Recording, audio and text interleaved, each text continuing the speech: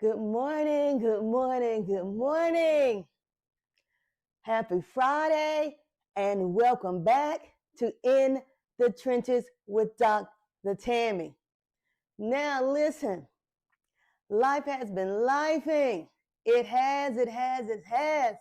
So I'm a little late on getting the podcast out this week, but trust me, you know that I need to talk to you. So let's start with this. April, of course, is Autism Awareness Month. And as a mother of an adult child with autism, I am repping for her, Sierra, my lovely daughter. If you follow me on social media, you have probably seen her dancing in the mornings because music gets her moving. Now, let's talk. Let's just talk about life. I'm just going to shoot the breeze with you this morning, as my grandmother used to say. So, first, let's start with this. I've been getting a lot of questions about what's going on with your hair, Dr. Tammy. What you doing? You know, I see you wearing those wraps a lot. Every now and then I'll see you with a new wig on. Y'all know I wear wigs. I'm not ashamed of it. I bought it. It's mine. So I've been growing it out. Of course, I'm natural, as most of you who know me do know this. You can see the little edges here, so I want to put those out a little bit for you so you can see them. But I not really sure how long I want to keep growing it out. You all who are very close to me know that I have been fighting alopecia for a long time, and I am not ashamed of it anymore. Let me say that. That's the caveat. I am not ashamed of it anymore. I've mentioned it on the podcast before, but because some mean things have been said to me before, especially by men. And yes, I mean grown ASS men. I won't curse because, I don't curse on my podcast. But things like, you'd be so much cuter if you didn't wear sew-ins or wigs, that kind of thing. Just let your natural hair be out. And so I've shared this with you before that I've been battling this for a good while. And it is a result of my serving my country and overseas in Desert Storm. So for those of you who are wondering or have negative things to say about people, including myself, you don't know our story. You don't know our story. So before you judge, you should ask. You should ask. And yes, I winked a little. You should ask because, for one, for someone who's struggling with something, it could be hurtful to them. You could set them back on their healing journey if you are saying things without knowledge of the story, the background, the history. So we should be very careful what we say to people. So I live my life in that way. So I'm not just preaching it to you. I'm not just saying it to you. I am saying that, hey, before I start judging someone, I want to get to know more about their story. What brought them to this place? So with regard to hair, I have made some decisions, and some of you are going to look at me kind of crazy about it. But if indeed it doesn't do what I want it to do, the way I'd like for it to be just a natural, beautiful crown, because, we love our hair, especially if for most of your life, you had a head full of it. It was flowing. You could cut it off and it'd grow right back. It could do whatever you wanted to do. Even if you put color in it, it was just perfect. But it's a struggle. It is a struggle when you go from that to what some of us are faced with, and that is the loss of our hair. It can impact you in many different ways. People become embarrassed about what's going on with their hair.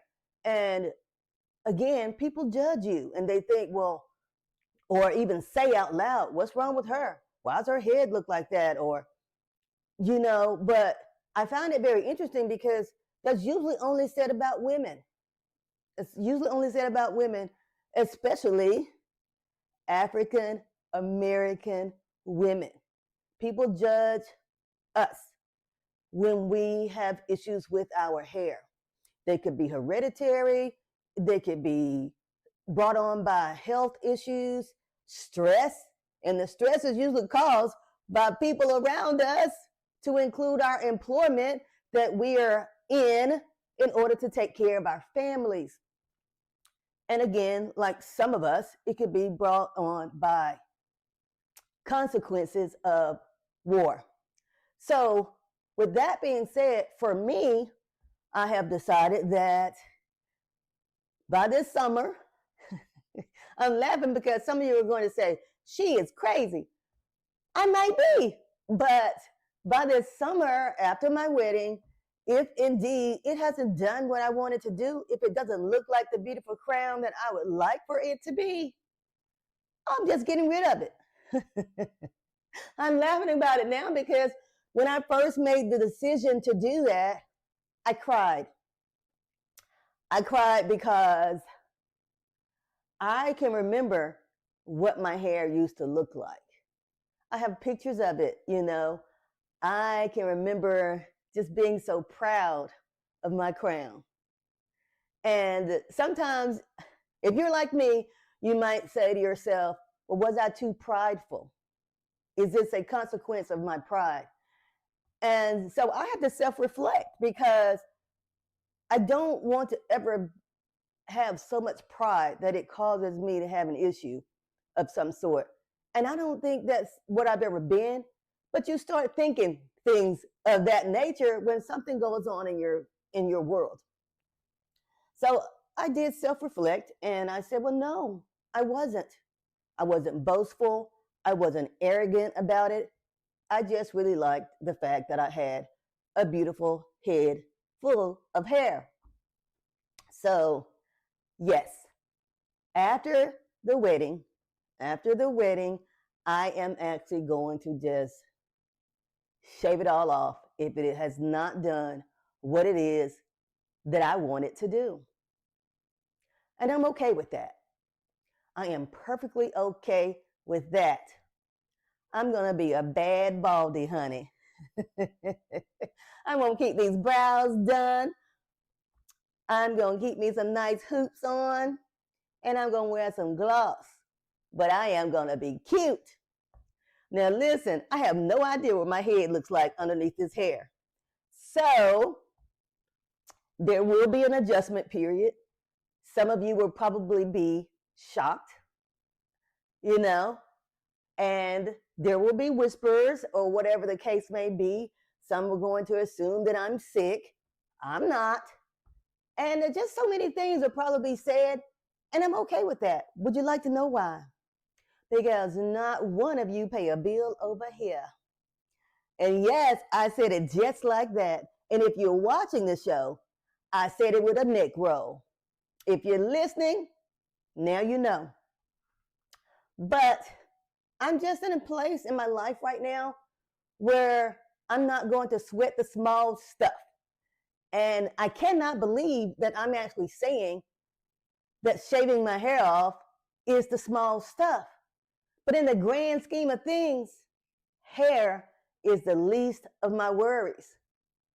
And at one point in my life, it was something that was just major to me and major to many people, I'm sure.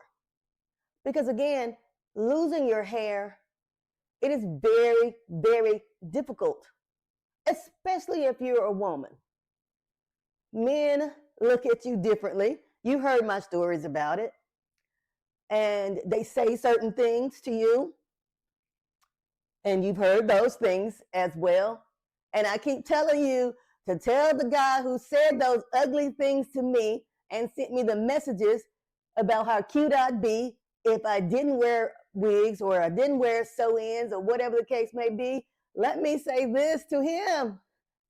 That beautiful chocolate man that I am marrying has seen me without a wig on. He has seen what's underneath his wrap. He has seen it all. He has seen the journey that I am on with attempting to regrow my hair in the areas in which I have alopecia. And you know what he says? I had to lean up when I say this. And yes, I'm laughing. He says, "You sure are sexy, baby." Why am I laughing? Because that ain't nothing but God. He sent me the right one, honey. He sent someone who was going to love me exactly how it is that I am. I don't have to front about it. I don't have to put on any airs, as my grandmother would call it. This is what really tickles me. And yes, I said, we're just shooting the breeze today. I can walk around this house without anything on my head. And there was a time where I was too embarrassed to do that in front of anyone. Because again, it's a struggle. It's a struggle. And he doesn't even flinch. Oh Lord, I'm gonna cry. He doesn't even flinch because it's just like, he doesn't care. He does not care about that. Yes, I have dated other guys before him. And of course, all of them were tall. So when you're short like me, they can easily see the top of your head, and you're always trying to cover it up. You always want to make sure you look your best for them. You know, at least that's how you feel. And I don't have to feel as if I don't have my head covered or I don't have on my best wig, that he's going to feel a way about it, that I'm going to be less of a person for him. And I know some of you are saying, well, is this about a man? It is absolutely not. It is about my level of comfort now in my life. It is about the fact that even before he was sent to me, I had decided that I'm okay with where it is that I am. And I'm giving this message today to bring some awareness to how we might feel when we're going through this process. All of the things come in and they do things to hurt our psyche sometimes. Some people are struggling with this in their mental health journey because you just spend a lot of time thinking about it at first. You spend a lot of time worrying about if the wind blows the wrong way, especially if you were straightening your hair in any kind of process. If the wind blows the wrong way, they're going to see that thinness or they're going to see that bald spot. I'm going to be 100 with you. I had bald spots, still do. And I've shared this before with people, and I'm no longer afraid to say it. I am no longer afraid to say it out loud. That's personal growth. And yes, I know that this is going to be on all the platforms. That's okay. If anything I have said today helps someone else, at least one, then I've done my job. I've done my job. We should no longer be ashamed. We should no longer be afraid that we're going to be talked about. We're going to be judged. We're going to be ostracized, singled out. No. Hair doesn't make us. It's who you are as a person, your character, how you help others. And those of you who know me know that I often, almost always, put others before me. So if me losing some hair is a problem for you, then you're not the people that would need to be in my life. And I share that with others because people who care for you, they aren't going to care about how much hair you have. They just are not. It doesn't matter to them.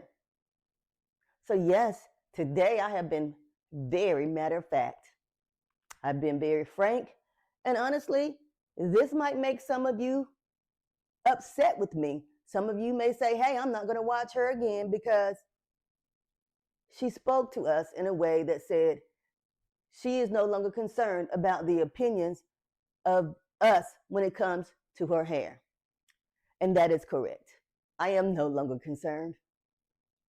And I hope that those of you who are struggling with alopecia, especially African American women like myself, that you see this and you are encouraged on your journey.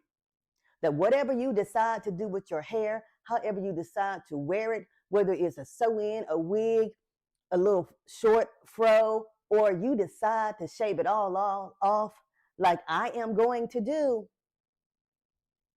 that is your choice. And I want you to walk with your head held high. I want you to not allow anything or anyone to steal your joy. Because let me say this, just because the hair is no longer there doesn't mean that you're not still a queen. So you do this. You straighten your crown. You straighten that crown and you walk like the queen that you are. Tall, proud, and your head held high. That is my challenge to you on this Friday. I love you. And I say that as one woman to another. If you need me, you know how to find me. I will support you on your journey as well. And yes, when I shave it off, you will see it on the podcast. I don't know how it's going to look, and I'm okay with that. Because guess what? As the young folks say, the face card never declines. Happy Friday! Happy Friday to you! Much, much, much love.